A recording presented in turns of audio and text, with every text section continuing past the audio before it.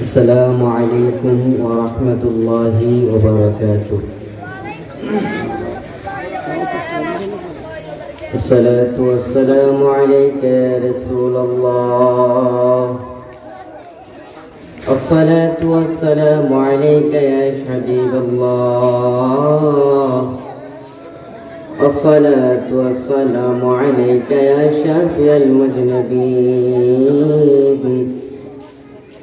الصلاة والسلام عليك يا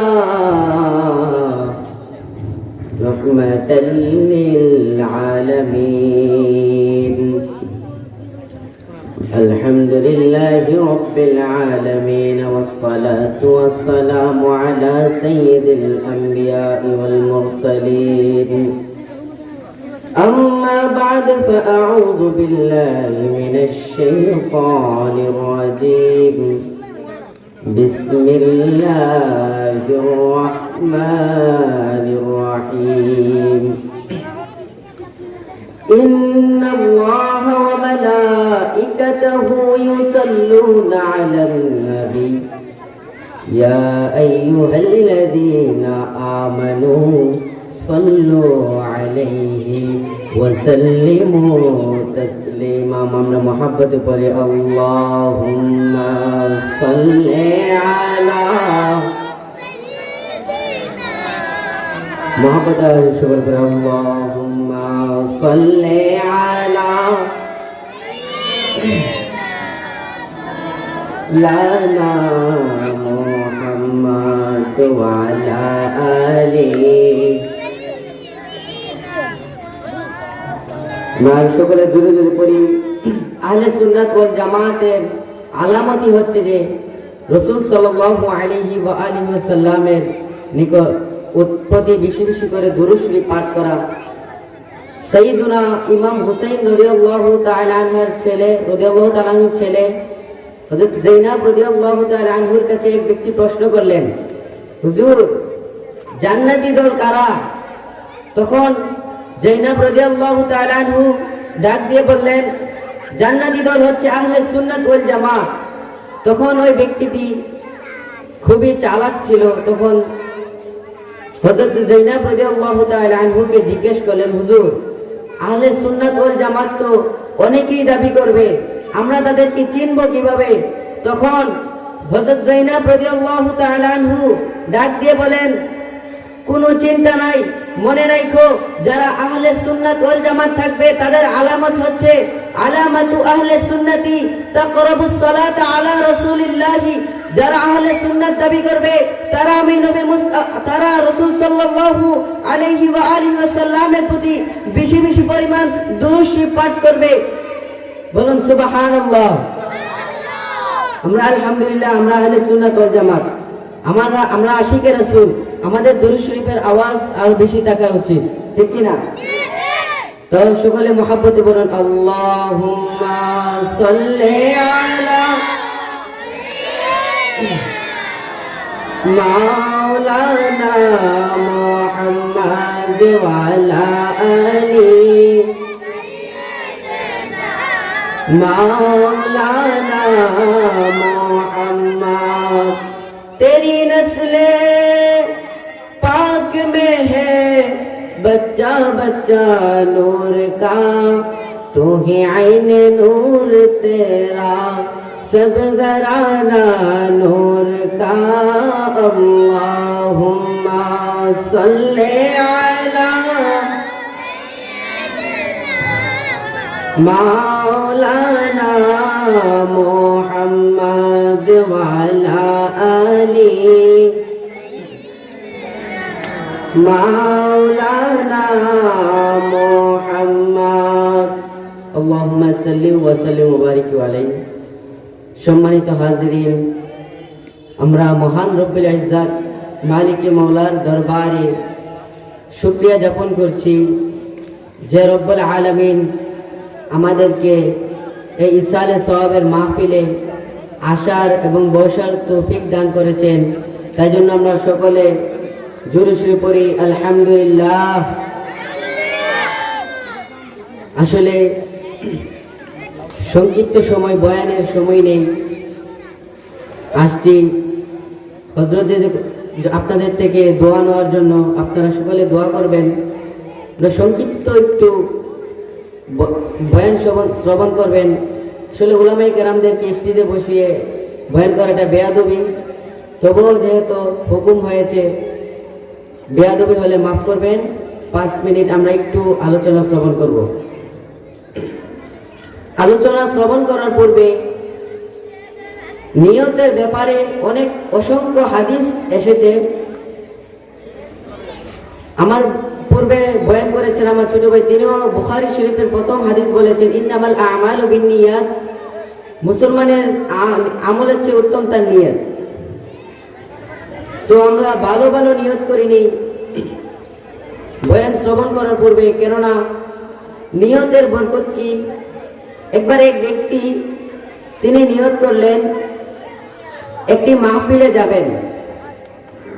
তিনি মাহফিলে তাবারকের টাকা দিয়ে সাথে তিনি সংযুক্ত হয়ে গেলেন।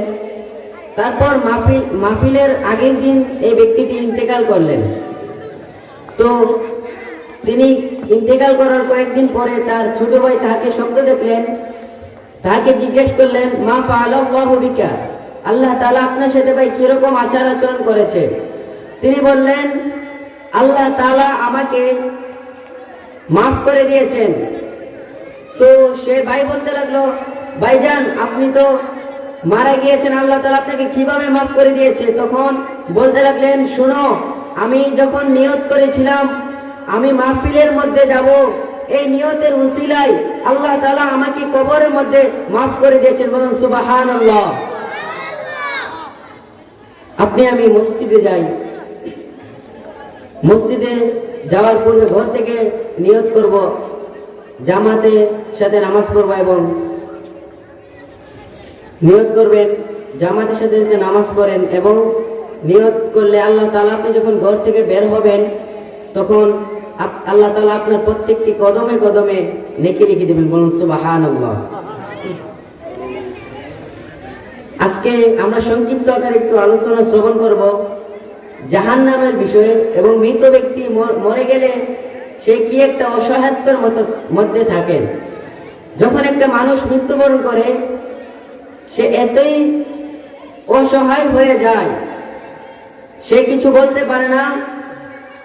মৃত ব্যক্তি যখন মৃত্যুবরণ করে তখন সে বলতে থাকে, হুজুর সাল্লাল্লাহু আলাইহি ওয়া আলিহি ওয়াসাল্লাম ইরশাদ করেন, একবার হুজুর সাল্লাল্লাহু আলাইহি ওয়া আলিহি ওয়াসাল্লাম বলেন, আমি ওই সত্তার শপথ করে বলছি তার হাতে, যার হাতে আমার প্রাণ।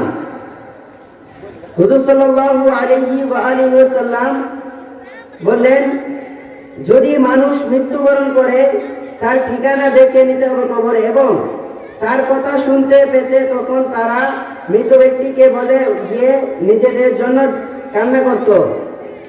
এবং হুজুর সাল্লাল্লাহু আলাইহি ওয়াসাল্লাম আরো বলেন, আর যখন মৃত ব্যক্তিকে খাটের উপরে রেখে দেওয়া হয় তখন তার রূপ নড়াচড়া করে এবং খাটের উপর বসে আহ্বান করে, হে আমার পরিবার পরিজন, তোমরা তোমাদের সাথে যেন এমনটা না হয় যেমনটা আমার সাথে হয়েছে। তখন এর উপর তারাই যে ভোগ করে, তখন মৃত্যু ব্যক্তি আরো বলেন, মৃত ব্যক্তি যখন মারা যান তখন সে বলে যে তোমাদের সাথে যেন এরকম না হয় যেমনটা আমার সাথে হয়েছে। কিরকম? মৃত ব্যক্তি বলেন, আমি দুনিয়াতে তো ধন সম্পদ রেখে আসছি, এই ধন সম্পদ গুলো আমার কোনো কাজে আসেনি। আমার শুধু কাজে এসেছে যা আল্লাহ তাআলার দরবারে আমল করেছি, ইবাদত করেছি, ওই মহান রব্বুল ইজ্জত মালিকে মওলা দরবারে যা ইবাদত করেছি তাই আমার কবরে কাজে এসেছে। এবং রাসূল সাল্লাল্লাহু আলাইহি ওয়া আলিহি ওয়াসাল্লামের প্রতি যে দুরূদ শরীফ পড়েছি, রাসূলেরকে যে মহব্বত করেছি, সে মহব্বতে আমার কাজে এসেছে। বলুন সুবহানাল্লাহ।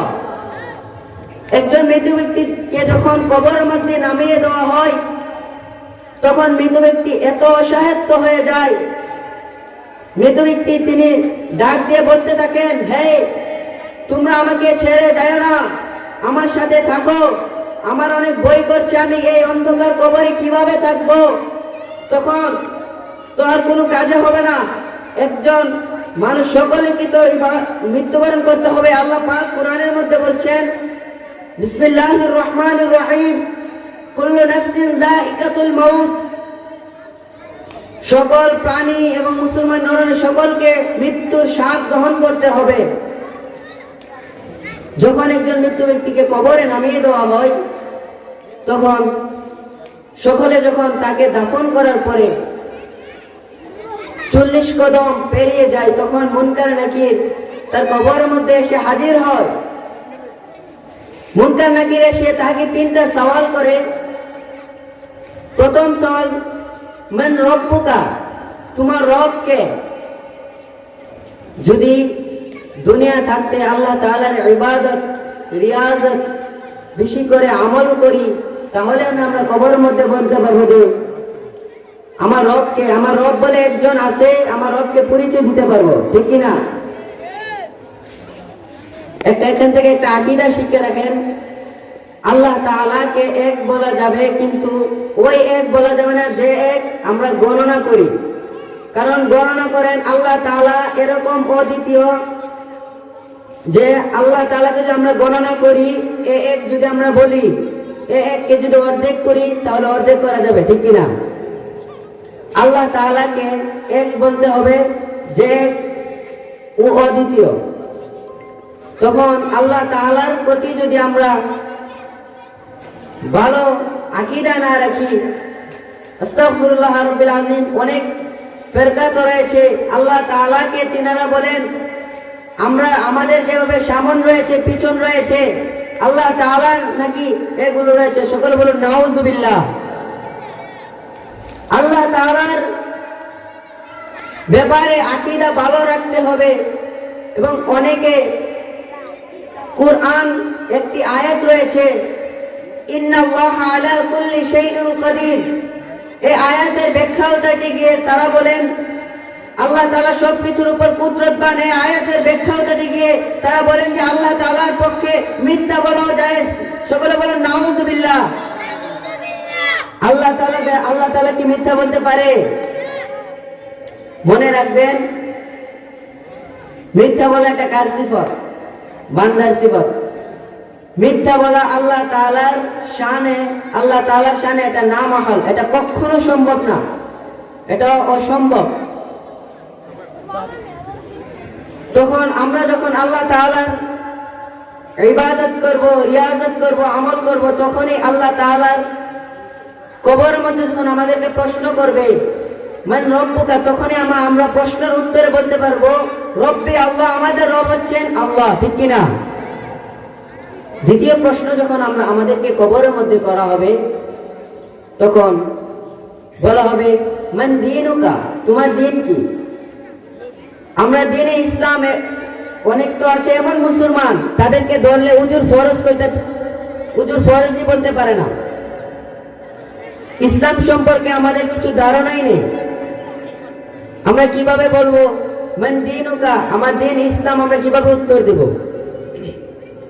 তৃতীয় প্রশ্ন যখন আমাদেরকে করা হবে, মা কুনতা তাকুলু ফি হাক্কি হাযা রাজুল, আমার নবী মুস্তাফা সাল্লাল্লাহু আলাইহি ওয়া আলিহি ওয়াসাল্লামকে যখন সামনে রেখে প্রশ্ন করা হবে এই ব্যক্তি সম্পর্কে তুমি দুনিয়া থাকতে কি তার হকের মধ্যে তুমি কি ধারণা রাখতে, তখন আমার নবী মুস্তাফা আমরা যদি দুনিয়ায় থাকতে রাসূলের 1 নাম্বার আশিক হই, তখন রাসূল সাল্লাল্লাহু আলাইহি ওয়াসাল্লাম মুনকার নাকিরকে ডাক দিয়ে বলবেন, হে মুনকার নাকির, তোমরা কি প্রশ্ন করছো? সে কি উত্তর দিবে? সে তো আমি নবী মুস্তাফার গোলাম, তাকে কি প্রশ্ন করছো? তখন রাসূল সাল্লাল্লাহু আলাইহি ওয়াসাল্লাম তিনি রাসূল সাল্লাল্লাহু আলাইহি ওয়াসাল্লাম আমাদেরকে বুকে টানিয়ে নেবেন। বলুন সুবহানাল্লাহ। রাসূল সাল্লাল্লাহু আলাইহি ওয়াসাল্লাম এর আশিক তো হতে হবে। আস্তাগফিরুল্লাহ। রাসূল সাল্লাল্লাহু আলাইহি ওয়াসাল্লামকে আমরা অনেকে নিজেদের মতো বলি, সকলে বলি নাউযুবিল্লাহ। আমার রাসূল সাল্লাল্লাহু আলাইহি ওয়াসাল্লাম কখনো আমাদের মতন হতে পারে না।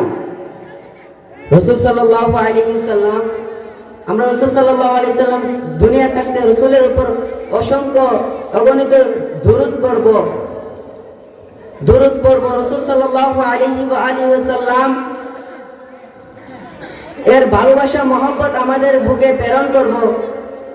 হাদিস শরীফের মধ্যে রয়েছে, সাইয়েদুনা আনাস থেকে বর্ণিত, লা ইউমিনু আহাদুকুম হাত্তা আকুনা আহাব্বা ইলাইহি মিন ওয়ালিদিহি ওয়া ওয়ালাদিহি ওয়ান নাসি আজমাইন।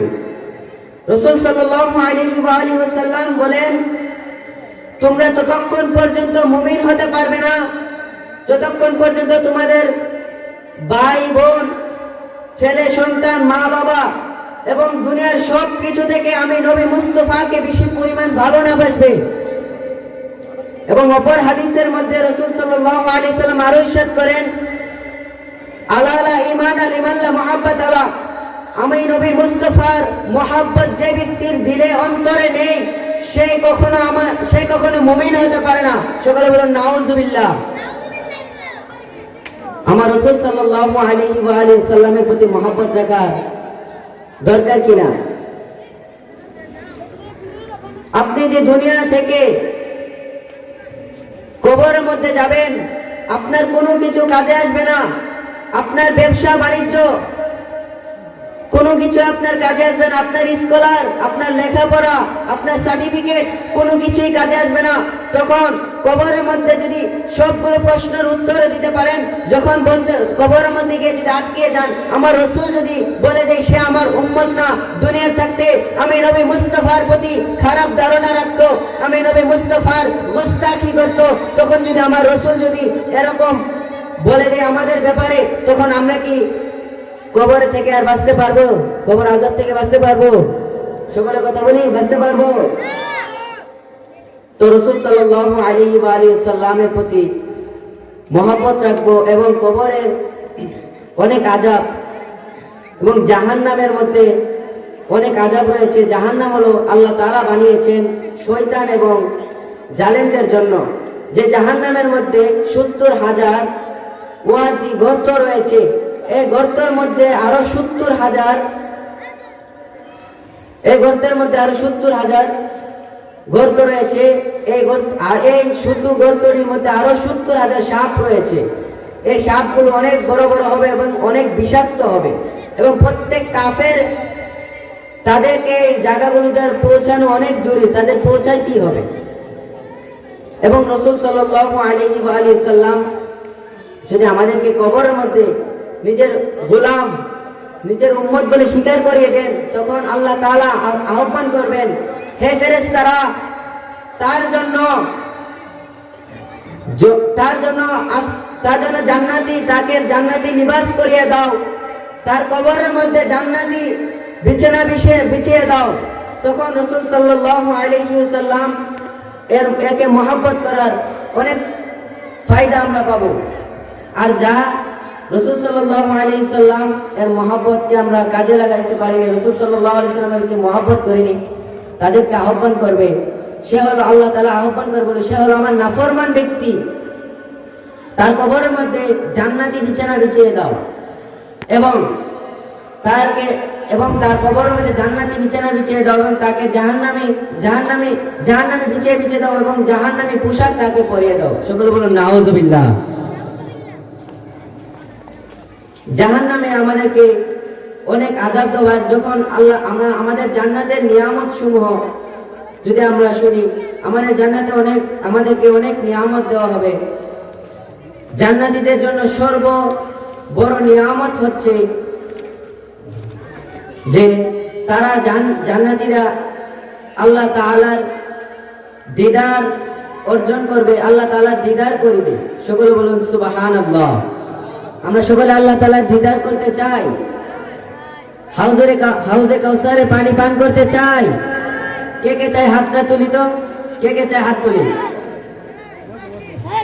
রাসূল সাল্লাল্লাহু আলাইহি সাল্লামের অনেক মহব্বত করব, রাসূল সাল্লাল্লাহু আলাইহি সাল্লামের প্রতি দুরূদ শরীফ পাঠ করব।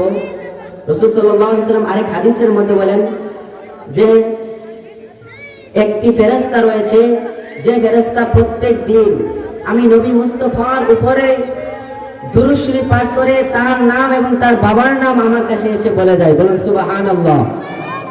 আমরা সকলে দুরূদ শরীফ পাঠ করব। আমরা যা শুনেছি তার উপর আমল করার তৌফিক দান করো। আমি আমার বয়ান এখানেই শেষ করব। উলামায়ে কেরামরা আছেন, ওনারা বয়ান করবেন। সকলে আমার জন্য দোয়া করবেন। ওয়া আখির দাওয়ানা আনিল হামদুলিল্লাহি রাব্বিল আলামিন। আসসালামু আলাইকুম ওয়া রাহমাতুল্লাহি ওয়া বারাকাতুহু।